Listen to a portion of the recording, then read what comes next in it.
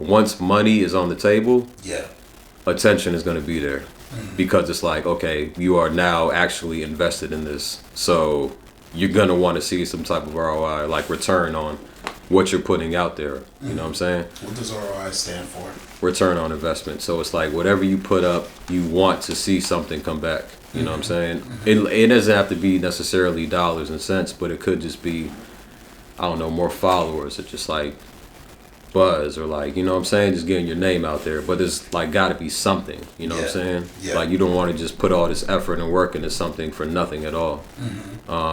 So we saw that like when people are actually putting up their hard-earned money, they want to see something like come out of that, you know what I'm saying? So we saw that, and we saw that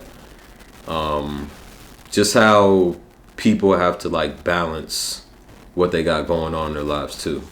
And you have to be realistic about that. Like, you know, none of us are full-time with this. You know what I'm saying? We all, 4 out of 5 of us, well, I think like pretty much 3 out of 5 of us have 9-to-5s. So it's like, you got to balance that. You got to balance your personal life. You got to balance family. You got to balance bills. You got to balance, you know what I'm saying, all this type of stuff. So there might be some times where you can't, you know, come through on the full share or full contribution of it. You know what I'm saying? Because life happens. So it's also just a thing of being realistic about what you can offer, when you can offer it, and how you can offer it. But it's about being upfront about that too.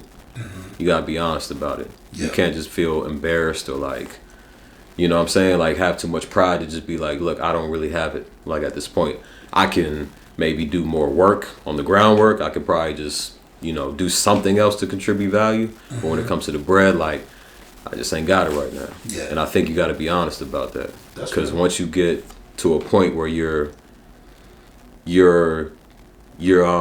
not living up to the expectation that you had, that's when drama starts. Because it's like, bro, you said like you was gonna, you know, do X, Y, Z, and now you're not delivering. So now that starts to snowball into like more issues, you know what I'm saying? So it's just about being honest and like realistic. And you had to deal with this in the original team of these concerns. Just a concern. Not saying this happened, it's just a concern. I'd say it was a concern just because of like the fact that we all do have separate things going on in our lives. So it's just like, I think it's just being like realistic.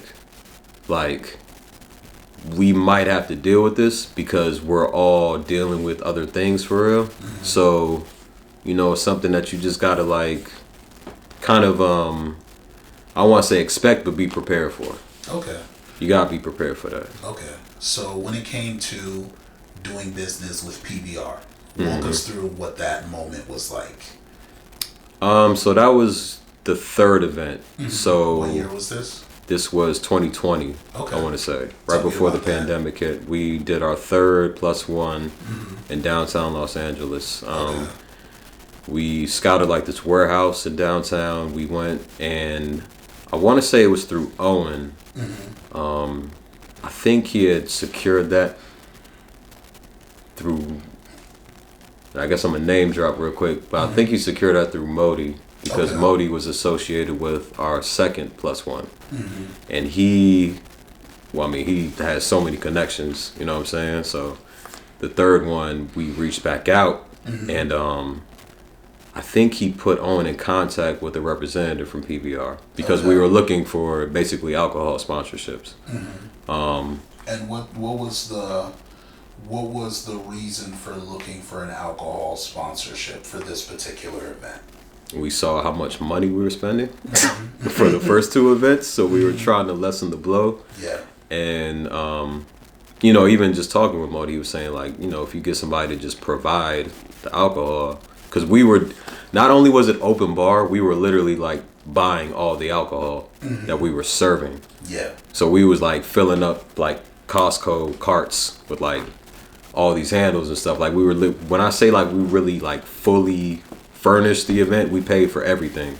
Like seriously. So like we was talking with him, and he was like, you know, you could actually just get a brand to just sponsor the event. Yeah. You know what I'm saying? That's how green we were. Like we didn't really have any knowledge of this. So until he gave you that advice, you guys only saw the world one way. We spend this money, we make this event, we make it happen. Right. Okay. Right. And that's just kind of how we was carrying it. But he put us on to that, and then we got in contact with the PBR rep, and then they provided, I don't even know how many cases, but you know, they were just saying that, you know, we just need to get some pictures of people, you know, consuming and having a good time. So came through on that, and I'd say it was very straightforward and like really dope working with them, because there wasn't much like stipulations and, you know, back and forth. It was really just like, this is what we need, this is what they want, let's meet in the middle, and we made it happen.